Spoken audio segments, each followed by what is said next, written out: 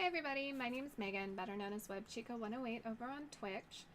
I'm here today just to talk a little bit about what it's like to start a brand new account or character in World of Warcraft and just some of the things that you'll see if this is your first time playing the game.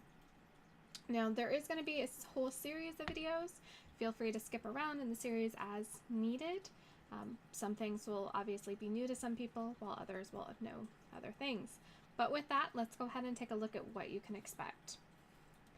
So today we're going to talk about what it looks like to start out. So we're going to pick a server and then we're going to go ahead and create a character. Now, when you first log into the game, it may take you straight to a realm that's open for new players. It may also bring you to this screen, which is our realm selection screen. Now, as you can see, I've got some characters already on some servers, so we're actually going to ignore those servers. But we're going to talk really quick about a couple of things. So you can sort by population on the server. So you see that these servers are open for new players. These servers have a low population, so there's plenty of room and typically no wait time to log in. And then we've got our medium servers, which are going to have a higher population and potentially there might be a wait in terms of logging into the server. And then we've got these full servers. Now you can still create a character on a full server.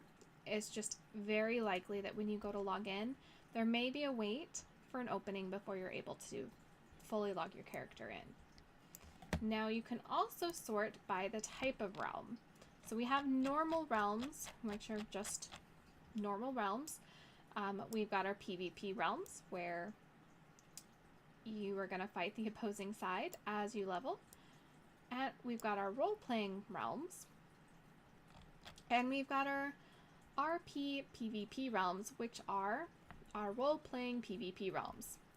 Now, for myself personally, I prefer the normal realms just because while I enjoy a little player versus player, it's not my everyday focus. And then, of course, you can also sort by name if you're looking for a specific server to meet a friend on. Now, once you have characters on a server, it's going to automatically sort it by how many characters you have. So as you can see, most of my characters are on the Windrunner server. For our purposes today, we are going to go ahead and create a character on Amblemar. All right, so when you first log into the server, it's going to bring you to this page. So with this page, depending upon what version of WoW you purchased, you're either just going to create a level 1 or you're going to have the option for this class trial that starts at level 100. Now, if this is your first time playing World of Warcraft, I highly recommend that you make a level 1. Even if you only level a few levels before you go back and use that character boost, it'll at least make you a little bit more familiar with the gameplay and the classes themselves. So over here, we choose our gender. You can be male or female. It is completely up to you. I've seen people play both genders.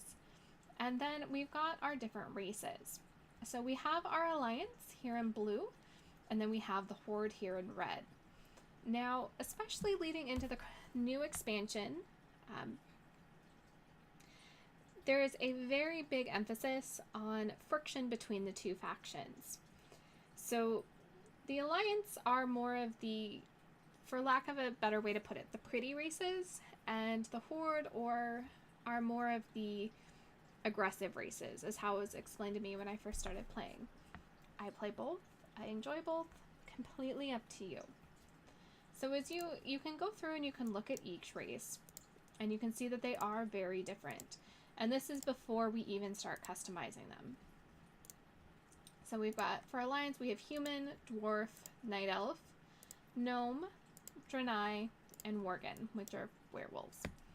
For the Horde, we have Orcs, Undead, we have Tauren, Trolls, Blood Elves, and Goblins.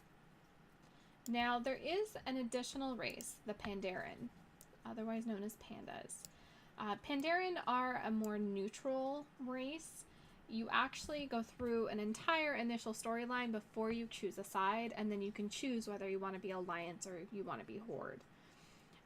They're not necessarily a character I would per se or race I would per se recommend right off the bat, just because you do have to make some choices that you don't outside the normal initial storylines, but they're fun nonetheless. So once you decide what race you want to be, then we get into the different classes. So say we want to be an orc. Orcs can be warriors, hunters, rogues, shaman, mage, warlock, monk, or a death knight. Now this death knight option, if you're a brand new player, won't be available to you until you have a character that reaches level 55, I believe.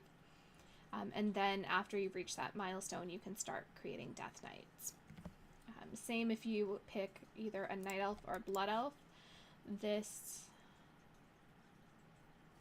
Oh, it's not even showing. That's interesting. Night elves and blood elves can be demon hunters. However, at this time, that option's not even showing for us. But in order to make a demon hunter, you do need to have a level 100 character. So once you reach that milestone, you can go ahead and create that demon hunter. So as you hover over each class, it'll tell you what the role of that class is. So a warrior can either be a tank or it can be a damage dealer. And it'll give you a little bit more, it'll give you a little bit of an introduction to the character. Then you can also click more information. So it'll give you, over here, it'll give you the race abilities. So like orcs may enrage to do increased damage. They are resistant to being stunned, and their damage done by their pets is increased. And then over here, it'll tell you what's special about warriors. So, and it'll give you a sample of abilities. If you hover your mouse over the ability, it'll give you a quick description. And we can just go through and we can click on all the different ones and it'll give us an idea. All right. So once you pick your race and your class, and we're gonna go with a shaman, just because they're my favorite, you can click customize. So when you customize the character, it brings you into this screen. You can randomize, of course, or you can go through and pick each option individually. So you can just scroll through and choose a skin color. I find it kind of interesting. We have to be green, but that's a story for another time. And then you can pick the face. As you can see, different faces have different eye colors. So just beware, if there's a certain eye color you want, you're gonna have to pick a face that has that color. And then we can pick the hair. For orcs, they get kind of some cool hair. That's the most hair I think I've seen on an orc. Alright, we are gonna go with a mohawk. And then you can choose the hair color. I personally, if you can't tell, oh, you guys can't tell, never mind. Sorry, that was kind of a tease. I'm a big fan of purple, so we're gonna go with purple. And then, even more fun, you get to pick the number of piercings that your orc has. We'll go with double earrings. And then you can either pick a name or you can randomize it. Once you are all set though, you click finish.